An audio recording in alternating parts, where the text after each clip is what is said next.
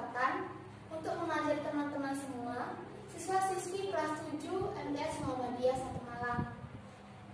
Sebelum kita mulai pembelajaran hari ini, mari kita berdoa terlebih dahulu. Berdoa, mulai. Berdoa, selesai. Materi pembelajaran hari ini yaitu aljabar. Jadi, dari materi ini kita belajar tentang bentuk aljabar itu seperti apa, unsur-unsur aljabar itu apa saja, dan suku-suku aljabar. Yang pertama, kita belajar tentang bentuk aljabar. Bentuk aljabar itu seperti apa ya? Apa teman-teman ada yang tahu bentuk aljabar itu seperti apa? Pasti teman-teman bertanya-tanya, bentuk aljabar itu seperti apa sih? Untuk mengetahui bentuk aljabar itu seperti apa, mari kita simak soal berikut ini. Soalnya yaitu 4 kali sebuah bilangan ditambah 3 hasilnya 23. Mari kita ubah ke bentuk aljabar. Caranya yaitu sebagai berikut.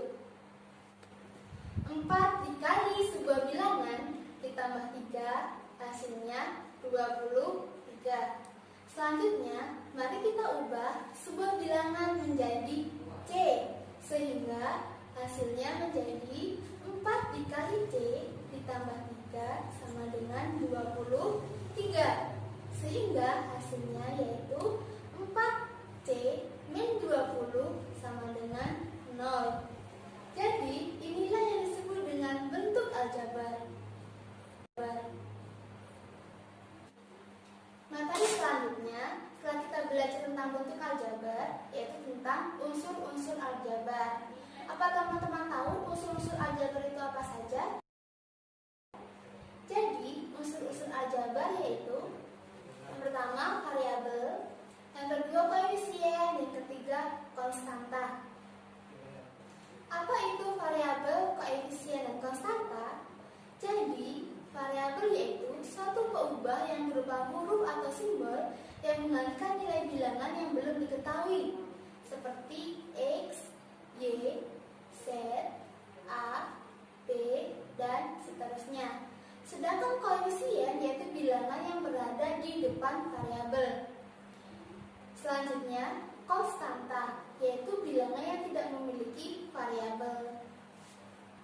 Untuk lebih memahami lagi tentang variabel, koefisien, dan konstanta, mari kita identifikasi soal berikut ini. Contoh soal yang pertama, yaitu 2x plus 4. Dari soal bentuk aljabar berikut, mari kita identifikasi unsur-unsurnya. Yang pertama, mari kita cari variabelnya. Jadi, variabel yaitu peubah yang berupa huruf atau simbol yang menggantikan nilai bilangan yang belum diketahui. Dari contoh soal 2x plus 4, manakah variabelnya? Jadi, variabelnya yaitu x. Setelah kita mencari variabel, mari kita mencari koefisiennya. Koefisien yaitu bilangan yang berada di depan variabel. Jadi, koefisien dari bentuk aljabar 2x plus 4, koefisiennya adalah 2. Selanjutnya, mari kita mencari konstantanya. Jadi, konstanta yaitu bilangan yang tidak memiliki variabel. Dari contoh soal tersebut, manakah konstantanya? Jadi, konstantanya adalah plus 4. Atau bisa ditulis 4 saja, karena merupakan bentuk bilangan positif. Contoh soal nomor 2, dari bentuk aljabar 3C min 6. Mari kita identifikasi unsur-unsurnya. Yang pertama, mari kita mencari variabelnya. Jadi, variabel yaitu peubah yang berupa simbol atau huruf yang belum diketahui nilai bilangannya. Dari bentuk aljabar 3C min 6, variabelnya adalah C. Selanjutnya, mari kita mencari koefisiennya. Koefisien yaitu bilangan yang berada di depan variabel. Jadi, koefisien dari 3C min 6 adalah 3. Nah, selanjutnya, mari kita mencari konstanta. konstanta yaitu bilangan yang tidak memiliki variabel. Dari bentuk aljabar 3C-6, konstantanya yaitu min 6. Setelah kita belajar tentang unsur-unsur aljabar, selanjutnya mari kita belajar tentang suku-suku aljabar. Apa teman-teman tahu suku-suku aljabar itu apa saja? Jadi, suku-suku aljabar yaitu suku 1 atau yang disebut dengan monomial. Jadi, hanya membuat satu suku seperti 2x, y, 2x, dan seterusnya. Suku 2 yang disebut dengan binomial yang membuat dua suku seperti 4c plus 5, 8z min 3, 7a plus 8, dan seterusnya. Suku 3 atau trimonial yang memuat tiga suku seperti 3a plus 6b min 6, 5r min 7c plus 8, dan seterusnya. Nah, selanjutnya yaitu polimonial yang memuat lebih dari tiga suku seperti 6a plus 7c min 9a plus 7. Setelah kita belajar suku-suku aljabar, kakak punya pertanyaan untuk teman-teman semua yang harus dijawab di kolom komentar. Soalnya yaitu, yang pertama, apakah Y merupakan bentuk aljabar? Jika jawabannya ya, atau jika jawabannya tidak, berikan alasannya. Soal nomor 2, apakah min 15C merupakan bentuk aljabar? Jika jawabannya ya, atau jika jawabannya tidak, berikan alasannya. Soal nomor 3, termasuk jenis suku manakah bentuk aljabar 2x min 5? Jadi, hari ini kita sudah belajar tentang bentuk aljabar, unsur-unsur aljabar, dan suku-suku aljabar. Mari kita mengulang kembali pembelajaran kita hari ini. Jadi, unsur-unsur aljabar yaitu variabel, koefisien, dan konstanta. Selanjutnya yaitu jenis-jenis suku aljabar. Jenis-jenis suku aljabar yaitu suku 1, suku 2, suku 3, dan polinomial. Untuk tugas ada di Google Form. Untuk alamat linknya ada di description box. Tahap selanjutnya akan disampaikan oleh Kak Umi dan Kak Abner.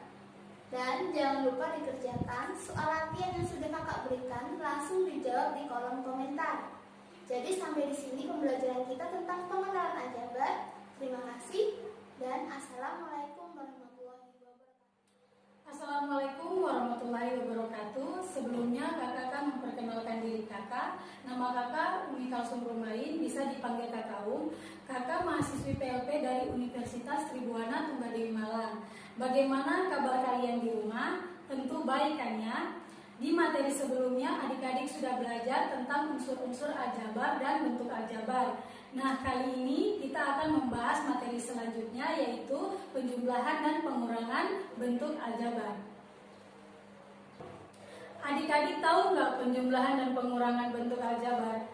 Jadi, penjumlahan merupakan operasi dasar aritmatika yang menjumlahkan dua bilangan menjadi sebuah bilangan. Sedangkan, pengurangan merupakan kebalikan dari penjumlahan.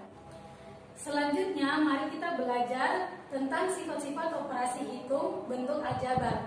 Jadi, sifat-sifat operasi bentuk aljabar yaitu sifat komutatif, hanya berlaku pada penjumlahan dan pengurangan.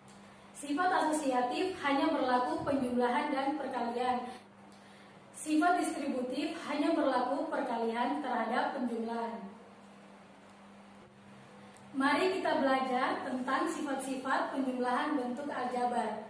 Yang pertama, sifat komutatif atau pertukaran. Misalkan, A tambah B, apakah hasilnya sama dengan B ditambah A? Jika sama, maka merupakan sifat komutatif. Contohnya seperti 3 ditambah 7, apakah hasilnya sama dengan 7 ditambah 3? Jika hasilnya sama, maka merupakan sifat komutatif. Yang kedua, sifat asosiatif atau pengelompokan. Misalkan, buka kurung, A ditambah B tutup kurung, ditambah C, apakah hasilnya sama dengan A ditambah buka kurung B ditambah C tutup kurung? Jika sama, maka merupakan sifat asosiatif.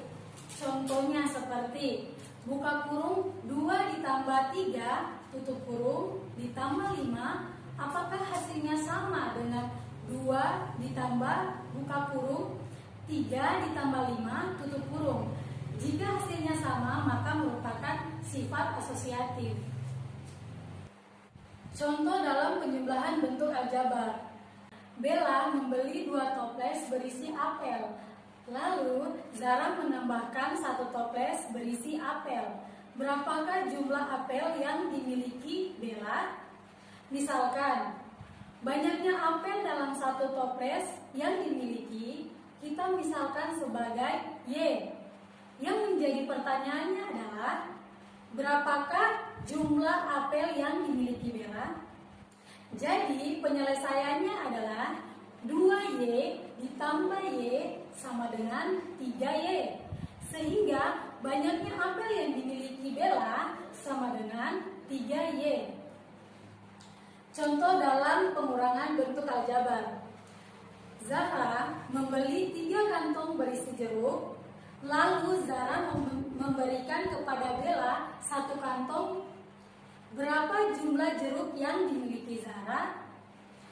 Misalkan, banyaknya jeruk dalam 1 kantong yang dimiliki kita misalkan sebagai X. Banyaknya jeruk dalam 1 kantong yang kita misalkan sebagai min X. Yang menjadi pertanyaannya, berapakah jumlah jeruk yang dimiliki Zara? Penyelesaian 3X ditambah min X sama dengan 2X.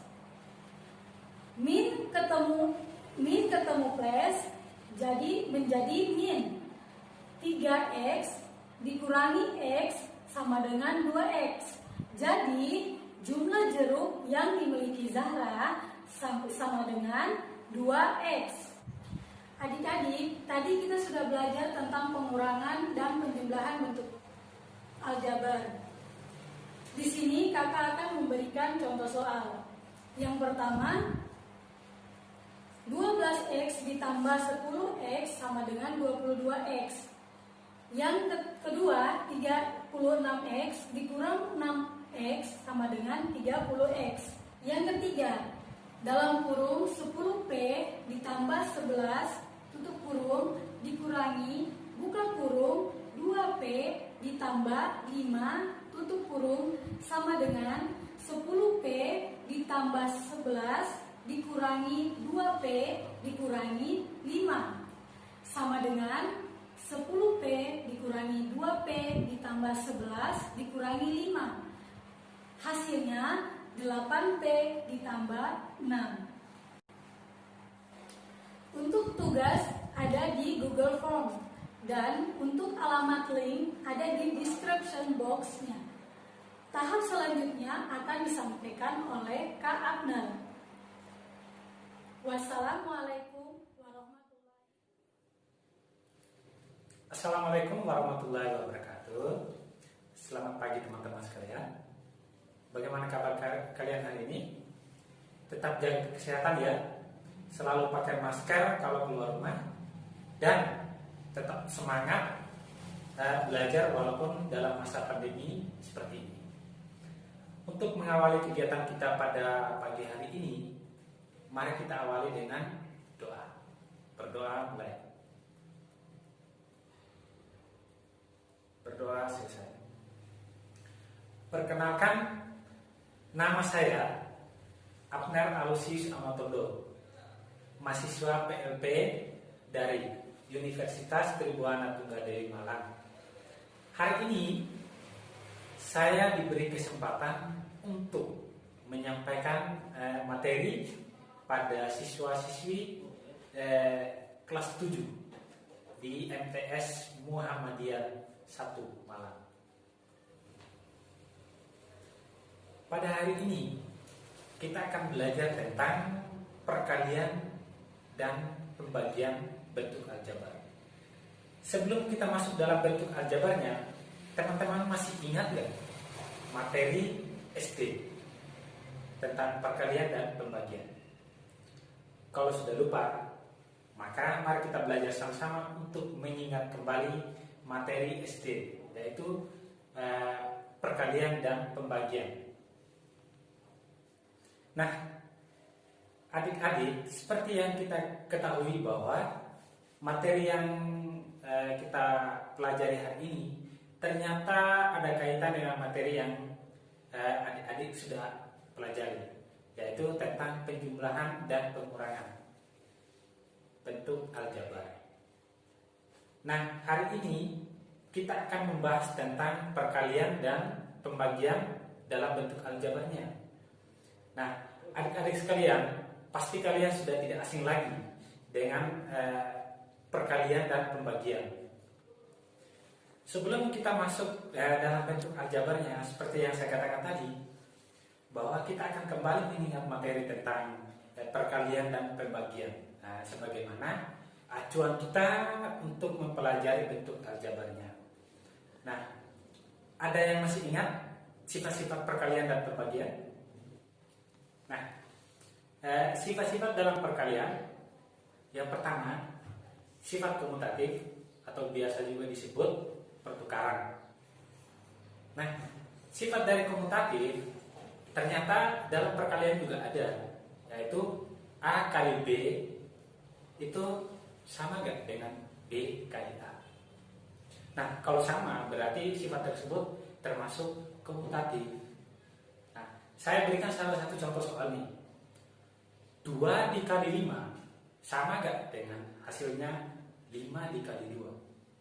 Kalau sama berarti sifat tersebut memenuhi, yaitu komutatif. Nah, saya berikan soal yang kedua lagi nih, dari perkalian. A dikali A itu hasilnya adalah A kuadrat. Nah, untuk A dikali B itu sama dengan AB. Karena variabel yang berbeda, kita bisa mengalihkan dari semua variabelnya. Misalnya tadi itu A kali B itu sama dengan AB. Karena apa? Karena sama-sama memiliki variabel. Nah, kalau dalam perkalian itu bisa dikalikan langsung. Nah, terus yang kedua ada sifat asosiatif. Nah, sifat asosiatif itu biasa juga disebut pengelompokan. Nah, sifat asosiatif atau pengelompokan kita lihat di samping ini. Nah, A kali buka kurung B kali C tutup kurung sama gak dengan hasilnya buka kurung A kali B tutup kurung kali C. Nah, kalau sama berarti sifat tersebut termasuk pengelompokan atau asosiatif. Dari sifat di atas saya berikan salah satu contoh nih, contoh soal. Jika 2 dikali buka kurung 3 kali 1 tutup kurung sama gak dengan hasilnya buka kurung 2 kali 3 tutup kurung kali 1. Nah, kalau dari penyelesaian tersebut sama, maka sifat tersebut memenuhi, yaitu sifat asosiatif atau pengelompokan. Yang ketiga ada sifat distributif atau biasa juga disebut perkalian terhadap penjumlahan. Nah, sifatnya seperti ini. Di situ ada A kali buka kurung B tambah C tutup kurung sama gak dengan hasilnya buka kurung A kali B tutup kurung tambah buka kurung A kali C tutup kurung. Kalau sama berarti sifat tersebut memenuhi, yaitu distributif atau perkalian terhadap penjumlahan. Dari sifat di atas saya berikan salah satu contoh soalnya. Nah, contoh soalnya seperti ini. Jika 3 dikali buka kurung 2 tambah 4 tutup kurung sama tidak dengan hasilnya buka kurung 3 kali 2 tutup kurung tambah buka kurung 3 kali 4 tutup kurung. Nah, kalau hasilnya sama dari penyelesaian tersebut, sifat tersebut memenuhi, yaitu distributif atau perkalian terhadap penjumlahan. Nah, untuk sifat pembagian, sifat-sifat dalam pembagian itu termasuk juga asosiatif, komutatif, sama distributif. Nah, dari ketiga sifat tersebut,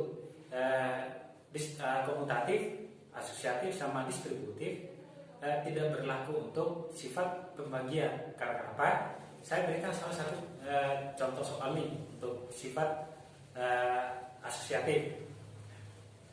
Di sini saya berikan contoh soal. Buka kurung 16 dibagi 4 tutup kurung dibagi 2, hasilnya tidak sama dengan 16 bagi buka kurung 4 bagi 2 tutup kurung. Hasilnya akan berbeda. Nah, dari contoh soal tersebut sudah membuktikan bahwa sifat tersebut tidak masuk dalam asosiatif atau pengelompokan. Nah, untuk sifat yang selanjutnya, yang kedua dengan yang ketiga, komutatif dengan distributif, juga termasuk tidak berlaku pada sifat pembagian.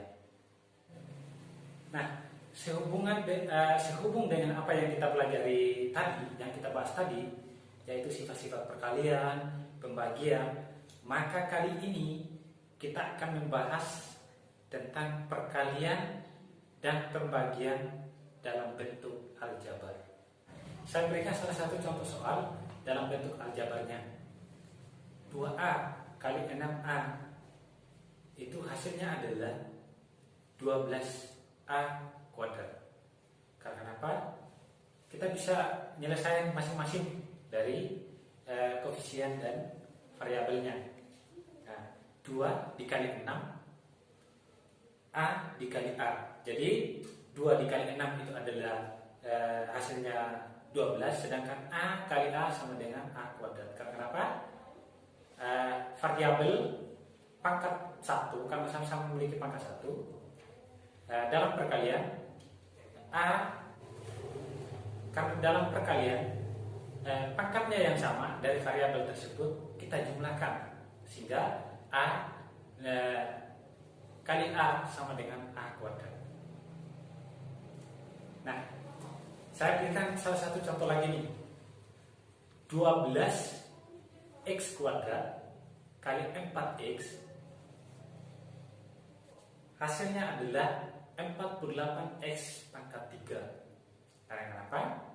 Seperti yang saya katakan tadi, variabel kalau dalam perkalian pangkatnya kita jumlahkan sehingga 12 dikali 4 sama dengan 48, x kuadrat dikali x itu sama dengan x pangkat 3, sehingga hasilnya 48x pangkat 3. Nah, itu adalah contoh soal dari perkalian bentuk aljabar. Nah, sekarang saya akan memberikan contoh soal pembagian dalam bentuk aljabar. Nah, contohnya seperti di samping ini. 18A kuadrat dibagi 6A hasilnya adalah 3A. Nah, kita membuktikan ini. 18A kuadrat dibagi 6A, jadi 18 dibagi dengan 6 itu sama dengan 3, sedangkan A kuadrat dibagi dengan A sama dengan A. Karena apa?